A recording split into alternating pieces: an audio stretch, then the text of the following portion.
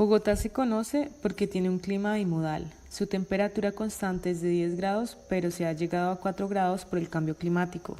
El sitio más representativo es la montaña, por ser conservación ambiental. Dentro de la montaña, la percepción de olor es de naturaleza y aire fresco. Sobre el Cerro El Boquerón, en el siglo XVIII, se construye el acueducto Aguas Nuevas, que busca distribuir agua del río San Francisco hacia las viviendas. Desafortunadamente, el río empieza a ser un escenario también receptor de aguas residuales de las viviendas y de aguas residuales de las fábricas y empresas y todas las construcciones que habían en su alrededor. Habían licoreras, habían fábricas de cuero, todos ellos el río empieza a recibir todas estas aguas residuales, lo que quiere decir que a la vez empieza a distribuir esas aguas residuales a las viviendas. El inicio de este sendero está en la parte baja del Cerro El Boquerón, donde está establecido la antigua casa del Molino Esguerra. Este molino es uno de los molinos más importantes de la ciudad, era un molino de trigo que fue establecido allí para aprovechar el cauce y el caudal del río para su infraestructura, y ese río era el encargado de mover las piedras que maceraban el grano.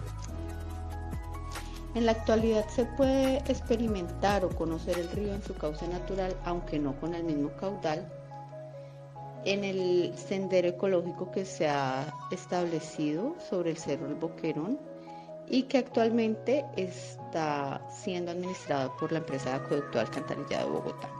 Este sendero tiene una longitud de más o menos 2 kilómetros sobre la pendiente y es un espacio verde que busca reconciliar a las personas con el río y hacerle entender su importancia. Es una visita guiada que va permitiendo vivir el río, escuchar el río, tener una convivencia con la naturaleza, ver especies de árboles y de plantas foráneas y nativas, en una mezcla pues que intentó fue recuperar un poco la vegetación y recuperar el cerro y los cerros tutelares de la ciudad a partir de procesos que se habían tenido de deforestación por el uso de estos árboles como madera para las viviendas. También se encuentran especies de animales como colibríes que son atraídos precisamente por la existencia de algunos árboles, insectos, ardillas, algunos reptiles, algunas serpientes, que enriquecen y que permiten disfrutar un poco más y contactarse más con la naturaleza y empezar a reconciliar y entender la importancia de este sendero, de la recuperación de las fuentes hídricas con todo lo que ello trae, como la recuperación faunística, la recuperación de flora. Dentro de la ecología del paisaje nos encontramos con la matriz, que está conformada con vegetación transformada por la explotación del lugar. Los parches se visualiza la discontinuidad de la cobertura natural, detonándose desde los cerros orientales por su gran capa verde que se desvanece al llegar a la ciudad. En sus cerros encontramos el corredor biológico que lo delimita una franja verde y una gris, tratando de integrar lo urbano y lo rural, pero genera una división entre ambos. Es evidente como ya en este punto se empieza a observar la vegetación con respecto a la vegetación que se encuentra en el punto más bajo del inicio del recorrido del sendero ecológico. En este punto la vegetación es un poco más baja, tenemos helechos, diferentes especies de plantas y árboles y arbustos, los cuales permiten entender cuál es el tipo de naturaleza nativa, la cual existe y debe existir dentro de este hábitat como tal. Se puede observar hacia el occidente de la ciudad una franja totalmente gris con respecto a la que nos encontramos ubicados en este momento. Desde aquí podemos observar cómo es la ciudad, su contexto, su entorno y todo aquello que representa el observar un entorno y un contexto citadino desde este punto en donde todo es naturaleza y riqueza ecológica. Al bajar a la avenida Circunvalar, el olor se mezcla con humo. Al seguir el recorrido hasta la Quinta de Bolívar nos encontramos el funicular y encontramos el caos, donde empieza una mezcla de olores, olor fecal, orina, comida y perdemos el aroma natural dentro de la ciudad. Entramos a la Quinta de Bolívar en donde observamos una arquitectura netamente republicana y su piso en la entrada al parecer está hecho con vértebras humanas. Aledaño a la Quinta de Bolívar y a la Universidad de América encontramos el río en donde se esconde. Allí todavía el río está superficial y está en su cauce natural, aunque está hacia la Quinta de Bolívar ya está un poco canalizado, pero está en su cauce natural, y es justo en este punto donde el río desaparece de la visual de los ciudadanos y empieza su proceso de canalización subterránea, que va con un trazado que se cree que es el trazado o que es lo que conocemos hoy como la avenida Jiménez de Quesada. Este proceso empieza y a partir de allí es donde se empieza a construir el eje ambiental. El eje ambiental inicia en la Universidad de los Andes y tiene su recorrido hasta la carrera 10ª. El eje ambiental es un proyecto urbano diseñado por el arquitecto Rogelio Salmón. Es un proyecto que busca restablecer la importancia del río y sacarlo del río San Francisco y sacarlo a la superficie, pues este río a principios del siglo XX fue canalizado y por ende fue dirigido todo su cauce a nivel subterráneo. Hay que tener en cuenta que el río San Francisco es uno de los 2 ríos más importantes de la ciudad de Bogotá y por eso la ciudad fue fundada entre ellos. El río San Francisco inicialmente se llamaba río Vicachá en lengua indígena. Este río está acompañado por unos ejes peatonales que fueron concebidos para hacer una alameda y realmente el proyecto fue concebido como una zona peatonal. Desafortunadamente el tráfico vehicular y la congestión por todos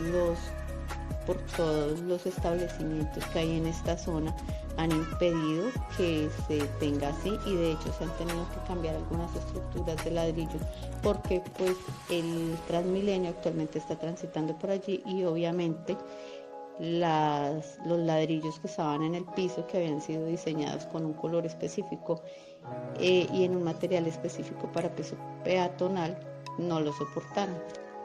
Aquí el eje ambiental es un proyecto que está conformado por unas piletas que buscan sacar un poco de ese caudal del río sobre la superficie y que tenga el río también movimiento. Como esta zona es un poco pendiente, entonces las piletas parecen gradas y ello hace que se mantenga la verticalidad del río. Más o menos hacia 1550, hacia mediados del siglo XVI, fue cambiado su nombre a Río San Francisco en virtud de que se estableció la comunidad franciscana en esta zona, en lo que hoy conocemos como la iglesia y el convento de las aguas. Este río nace en el páramo de Choachí y desciende hacia la ciudad por el Cerro El Boquerón, que es un cerro que está intermedio entre los 2 cerros tutelares de la ciudad, que son el Cerro de Monserrate y el Cerro de Guadalupe. Esta zona se caracteriza por tener viviendas con arquitectura colonial y republicana, de uso comercial mixto, institucional y de culto, y que sus construcciones sean de un 70% edificadas y un 30% libres que se utilizan como solar. Los nodos son donde tenemos mayor confluencia de personas, donde se encuentra todo. Su mayor foco es Monserrate y el teleférico. Luego, en el punto donde nace el eje ambiental por las universidades, llega a la 19 y es el límite de la ciudad.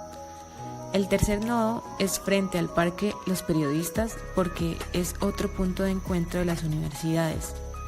Y el nodo principal es la Plazoleta del Rosario con el Banco de la República, el Parque La Independencia, ya que llegan las vías de todo lado y está la estación Museo del Oro del Transmilenio. Las sendas es el límite entre lo urbano y lo ambiental. Dentro de este punto se localiza una senda ecológica que permite un acercamiento hacia la riqueza ecológica de la ciudad. El borde se encuentra localizado sobre el eje ambiental, representado por vegetación no nativa de la ciudad. El principal hito es Monserrate, que caracteriza a Bogotá y está dentro de la montaña y lo asociamos a lo ambiental, porque está encerrado entre Guadalupe y Monserrate. El funicular es el desorden y el caos. Históricamente, entramos a la Quinta de Bolívar por tener una arquitectura republicana y la Iglesia de las Aguas por su arquitectura colonial. Otro punto importante lo encontramos en el Parque de los Periodistas. Y por último, los puentes. Gracias a este recorrido es muy valioso lograr entender los cambios y la transformación del hábitat debido a la intervención del ser humano. Pues en una sociedad en la que estamos está envuelta por factores económicos, movimientos políticos, religiosos, socioeconómicos, los cuales nos llevan a ese punto en donde entender la transformación hace parte de ello. El eje ambiental propuesto para la ciudad de Bogotá es un elemento envolvente, el cual intenta traer al presente la memoria del agua de la ciudad. Este es un proyecto en que se encuentra localizado en un punto de gran desarrollo urbano. Tiene como factor envolvente, como factor ambiental, el agua, un principal elemento, el cual caracteriza vida. En algunos países desarrollados se han implementado diferentes tratamientos con el fin de preservar el medio ambiente, preservar este elemento y pues mostrar su carácter puro y sano, en donde pues se utilizan diferentes diseños. Existe una didáctica, una dinámica que también permite para su manifiesto diseños totalmente alternativos.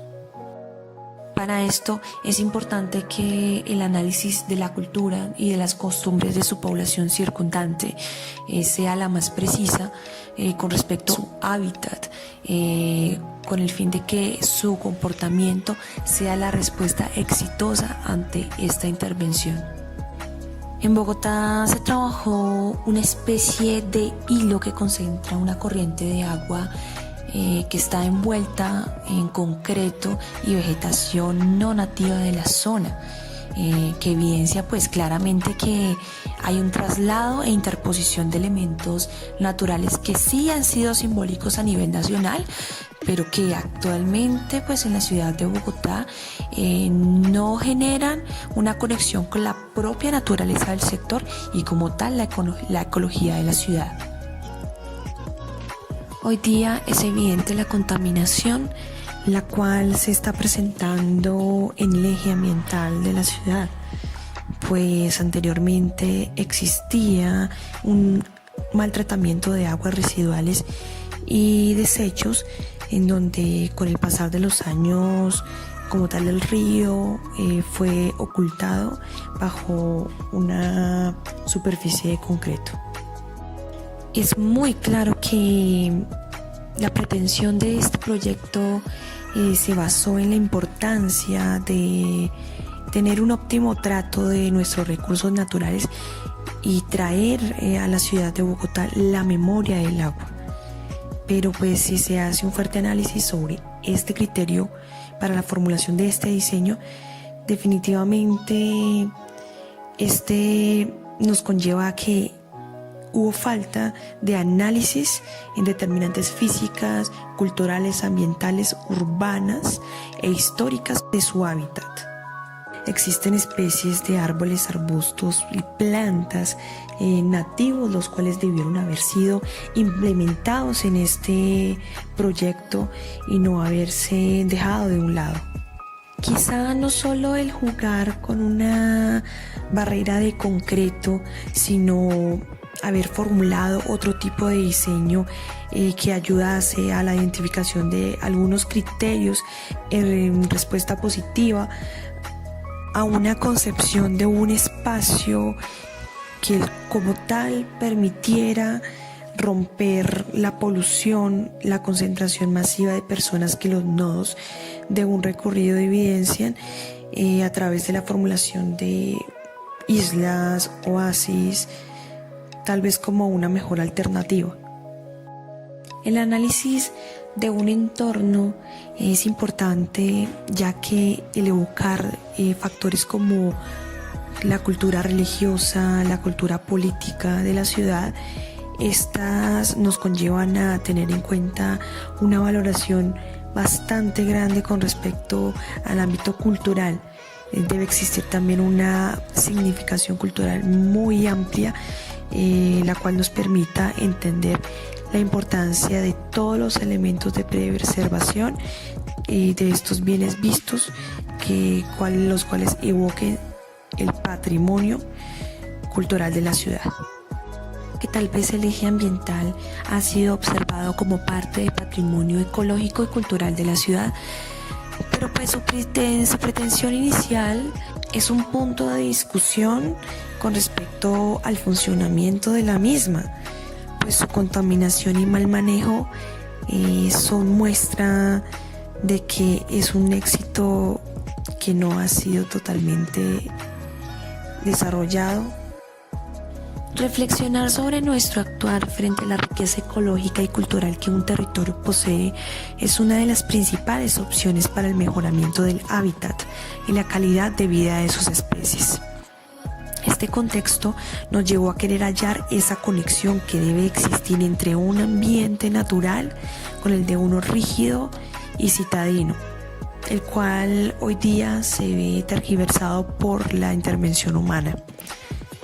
El estudiar un territorio debe comprender la aproximación a las óptimas medidas de tratamiento a ejecutar en este.